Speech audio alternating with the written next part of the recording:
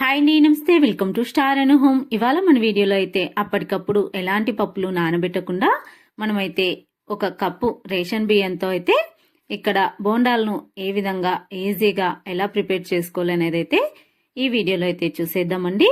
మైదా పిండితో చేసుకున్న బోండాలు అయితే అస్సలు హెల్త్కి మంచివి కాదండి. అందులో కూడా అవి ఆరిపోయినట్లయితే సాగినట్లుగా అయితే ఉంటాయండి. ఇలా మనం రేషన్ బియ్యంతో చేసుకున్నట్లయితే చాలా అంటే చాలా రుచిగా ఉంటాయి. పిల్లలు కూడా ఇష్టంగా తింటారు. ఇక్కడ నేనైతే మా పిల్లలనైతే అయ్యప్ప స్వామి మాల వేయించామండి. అందుకని చెప్పేసి ఈవినింగ్ స్నాక్ లాగా అయితే నేను ఇక్కడ చేసి పెడుతున్నాను. ఇలా ఒక 2 కప్పుల వరకు రేషన్ బియ్యాన్ని అయితే తీసుకున్నానండి. వీటిని దుమ్ము ధూళి లేనట్లుగా 3-4 సార్లు అయితే నీట్గా అయితే వాష్ చేసుకోవాలి. ఇలా నీట్గా వాష్ చేసుకున్న తర్వాత 2 గంటల వరకు అయితే ఇక్కడ నేను ఈ రేషన్ బియ్యాన్ని అయితే నానబెట్టుకున్నానండి. మీరు ఒకవేళ మార్నింగ్ బ్రేక్ఫాస్ట్గా చేయాలనుకుంటే లేవగానే నానబెట్టుకున్నట్లయితే చక్కగా సరిపోతాయండి. గంట సేపు నానినా కూడా మనకు చక్కగా అయితే బోండాలు అయితే వస్తాయి.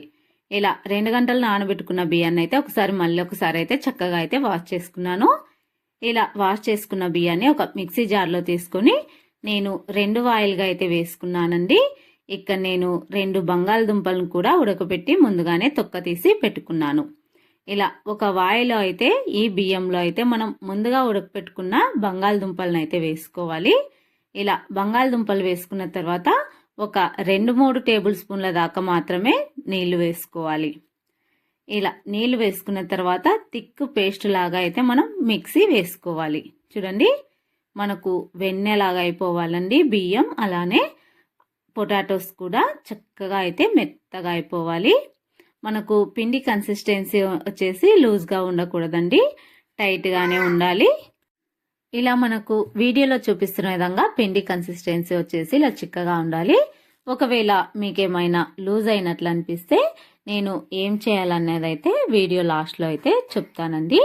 ఒకవేళ పిండి ఏమైనా లూజ్గా అయినట్లయితే మనం ఏం చేయాలనేది అయితే లాస్ట్లో చెప్తాను. ఇప్పుడు మనకు పిండి కన్సిస్టెన్సీ వచ్చేసి ఇలా వీడియోలో చూపిస్తున్న విధంగా ఉండాలి.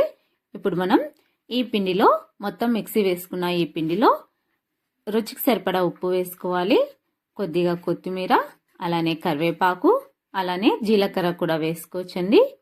ఇక్కడ నేను జీలకర్ర ప్లేస్లో వామును అయితే నలిచి వేస్తున్నానండి. అలానే ఇందులోకి ఆనియన్స్ కూడా వేసుకోవచ్చండి. అలానే 1/2 టేబుల్ స్పూన్ దాకా వంట సోడా వేసుకోవాలి. ఇక్కడ నేను ఒకటి మిస్ చేశాను, ఏంటో మీరేమైనా తెలుసుకున్నట్లయితే కామెంట్ చేయండి.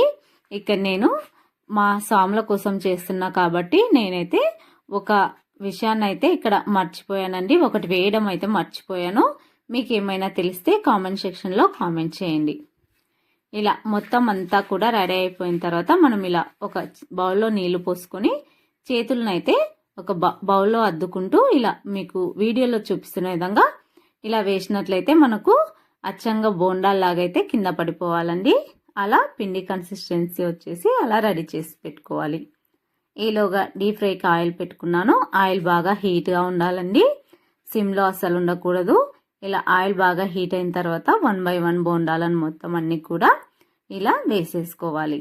ఇలా వేసేసుకున్న తర్వాత చక్కగా 2 వైపులా కూడా గోల్డెన్ బ్రౌన్ కలర్ వచ్చే వరకు అయితే ఇలా వేయించుకోవాలండి. చాలా అంటే చాలా రుచిగా ఉంటాయండి. పైన క్రిస్పీగా, లోపల సాఫ్ట్గా, మనకు ఎక్కువ ఆయిల్ కూడా పీల్చవండి. మైదా పిండి బోండాలు అయితే మనకు ఎక్కువగా ఆయిల్ అయితే పీల్చుకుంటాయి.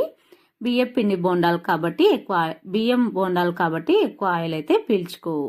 అన్ని బోండాలను కూడా ఇదే విధంగా ప్రిపేర్ చేసుకొని ఇందులోకి మీకు నచ్చిన చట్నీని అయితే సర్వ్ చేసుకోవచ్చు. ఇలా సింపుల్గా అయితే నేను ఇలా మా ఇంట్లో సాములకైతే అయ్యప్ప సాములకైతే ఇలా అయితే రెడీ చేశానండి. నెక్స్ట్ టైం పిల్లలను కూడా చూపించడానికైతే ట్రై చేస్తాను. వీడియో నచ్చినట్లయితే లైక్ చేయండి. Thank you for watching friends.